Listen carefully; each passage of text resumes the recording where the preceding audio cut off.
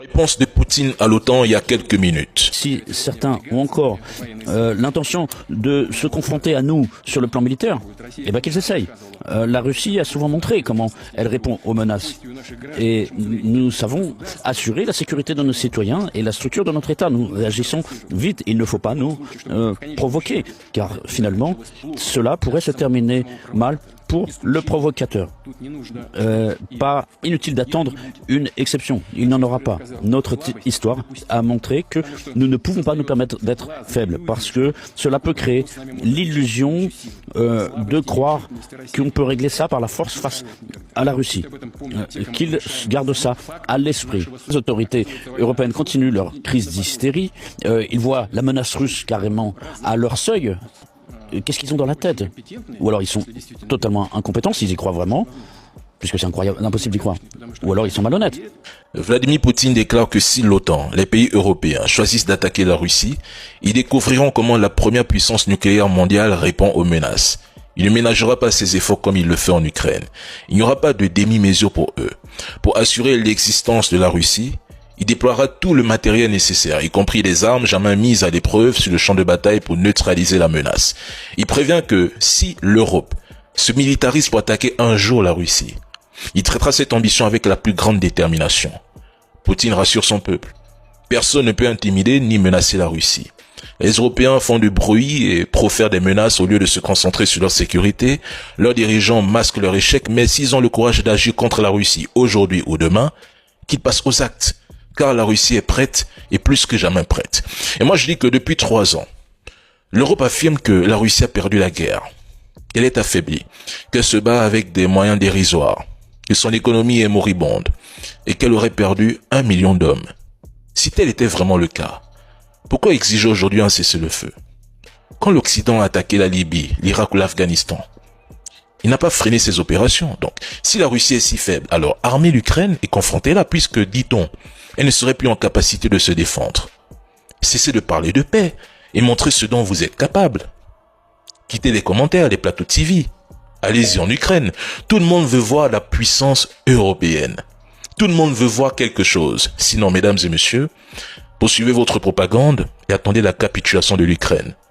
C'est aussi simple que cela. Message de Poutine aux Français, aux Allemands et aux Anglais. Regardez ce qui se passe dans les rues de vos pays, ce qui se produit autour de votre économie, de votre culture, de votre identité, avec vos dettes souveraines qui ne cessent d'augmenter, qui ont l'immigration hors de contrôle, la violence y compris politique, le fléau des idéologies d'extrême gauche. Donc, réfléchissez à votre propre sécurité. Tôt ou tard, les citoyens demanderont à leurs dirigeants des explications. Nous entendons, par exemple, en Allemagne, on dit que l'armée allemande doit être la plus puissante en Europe. D'accord. On a bien entendu le message. On regarde ce qui va se passer. De quoi s'agit-il?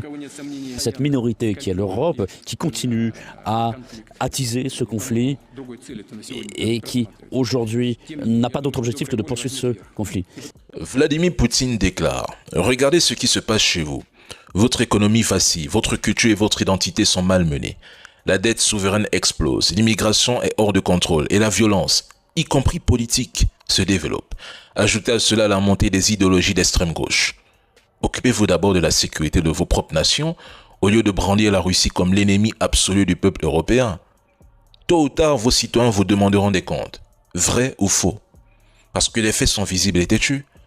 Les élites européennes savent que le vrai danger pour leur stabilité n'est pas Moscou, mais la faillite interne de leur système menée par la dette, le chaos social et la perte d'identité culturelle. Faire peur avec la Russie, c'est la meilleure façon d'éviter que les citoyens se retournent contre leurs propres dirigeants. L'Europe fabrique une menace extérieure pour masquer sa propre implosion.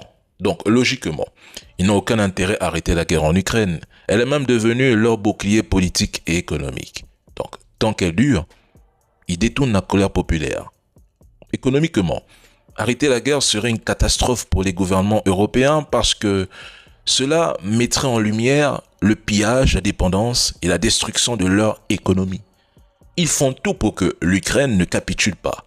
Le président Macron répète que la Russie n'est pas en train de gagner et demande de continuer à soutenir Kiev. Autrement dit, de vider les caisses pour maintenir l'Ukraine dans un conflit perdu d'avance. Les États membres de l'AES viennent de se retirer de la CPI. Ils rejoignent le Burundi. Et nous les remercions car la CPI, censée être une juridiction universelle, ressemble plutôt à un outil politique déguisant justice. Presque tous ces procès concernent l'Afrique, alors que les guerres les plus meurtrières des 30 dernières années, Irak, Afghanistan, Libye, Syrie, Palestine, impliquent aussi les grandes puissances occidentales. Mais là, silence ou lenteur extrême.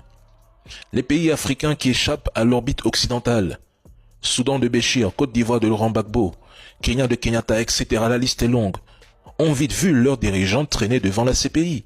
Par contre, les alliés de l'Occident échappent aux sanctions. Les États-Unis n'ont même pas ratifié le statut de Rome. Mais malgré ça, la CPI agit souvent en suivant les résolutions du Conseil de sécurité dominées par ces mêmes puissances. Donc, à la fin, ils ne sont pas jugés, mais ils choisissent indirectement qui sera jugé. Mais la CPI, c'est une justice coloniale modernisée où le juge et le bourreau se confondent. Chaque fois qu'un chef d'État africain ou un mouvement échappe au contrôle occidental, il devient soudainement criminel de guerre. Pendant ce temps, les crimes utiles aux grandes puissances ne sont jamais poursuivis parce qu'ils servent un agenda stratégique. Le pétrole, les minerais, l'influence militaire. Non, la CPI a toujours été une arme de dissuasion politique. Un glaive brandi au-dessus des dirigeants africains et rebelles récalcitrants, pendant que les vrais architectes du chaos et des conflits restent quasi intouchables. Prenons le cas de l'entité, prenons le cas de Gaza.